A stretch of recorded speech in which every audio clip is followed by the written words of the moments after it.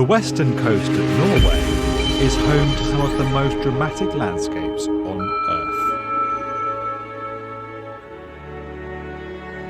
Carved by glaciers throughout the ages, some of these fjords stretch for 200 kilometres inland and are over a kilometre deep. The current convoluted travel route through and around this terrain takes you along Norway's 1,100 kilometre, 683 mile E39 highway, a road with a total journey time of 21 hours.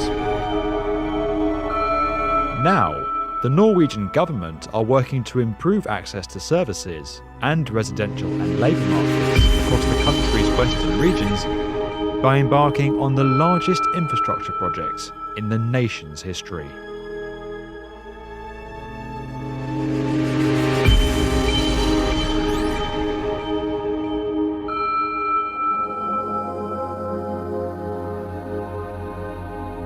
Norway's E39 highway runs between Kristiansand in the far south of the country and Trondheim in the north. The route navigates its way across the fjord network and features no fewer than 7 ferry crossings. The new coastal highway project aims to eliminate the need for ferry services altogether by building a series of bridges and tunnels across, through and under the landscape. With many of the fjords along the route being too wide or too deep for conventional infrastructure to cross, innovative new solutions are being investigated by the Norwegian Public Roads Administration. Rogfast is the first in a series of crossings that will link the E39, connecting Stavanger and Haugesund via a 27-kilometre, 16-mile undersea tunnel. This structure will reach depths of up to 390 metres below sea level, making it the deepest as well as the longest undersea road tunnel in the world. The Rogfast project will in fact consist of 2 tunnels connected every 250 metres with emergency exits. Each tunnel will have a lay-by at 500-metre intervals, along with telephone and surveillance cameras along the route. The tunnel will also feature a mid-route intersection with the island municipality of Kvitsøy, creating an undersea tunnel junction and connecting the island with the Norwegian mainland. With work begun in 2018, this element of the project is set to be completed by 2026 at a cost of $2 billion. While the Rogfast works are already underway, the scale of some other fjords is presenting the project team with extreme engineering challenges.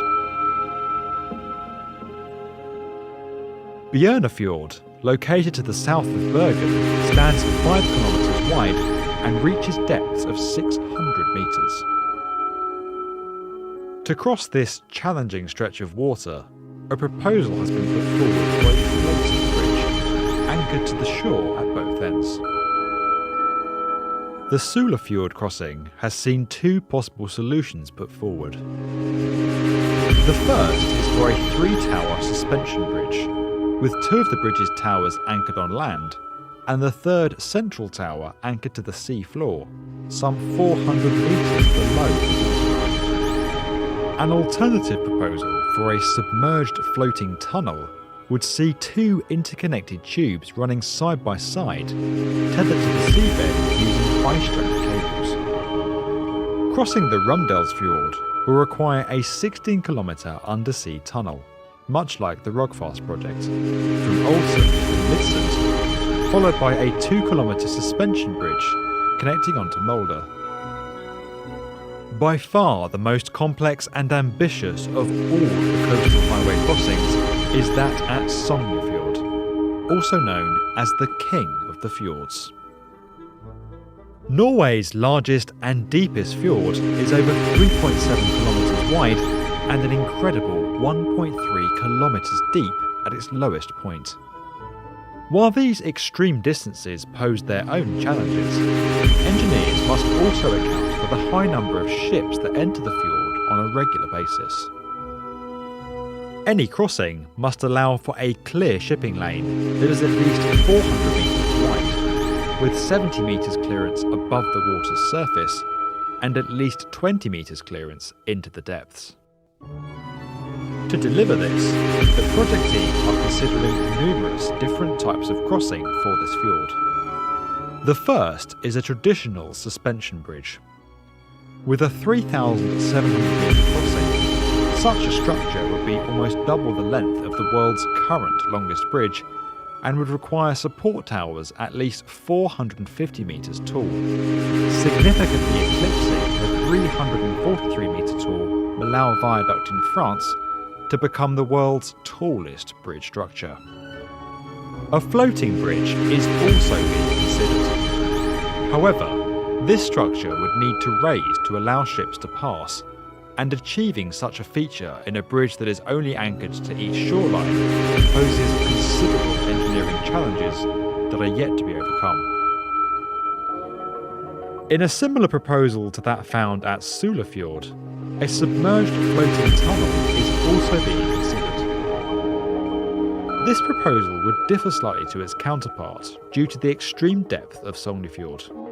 Rather than being tethered to the seabed, the tunnels would be suspended from floating pontoons that would allow ships to pass overhead. A hybrid proposal is also being considered, combining a floating pontoon bridge with a portion of submerged floating tunnel that allows ships to pass. Whilst fixed bridges transferring into fixed tunnels is not an uncommon solution in waterways with high shipping traffic, such as the link between Denmark and Sweden and the extensive Hong Kong to Macau crossing, combining the two floating structures in this way would create the world's first example of such a solution.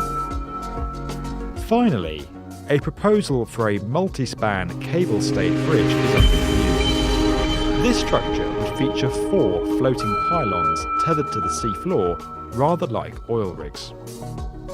With safety and environmental considerations being of the utmost importance, Norway's vast coastal highway project is set to become a new benchmark in engineering capabilities and a model for future infrastructure projects around the world. If you enjoyed this video and would like to get more from the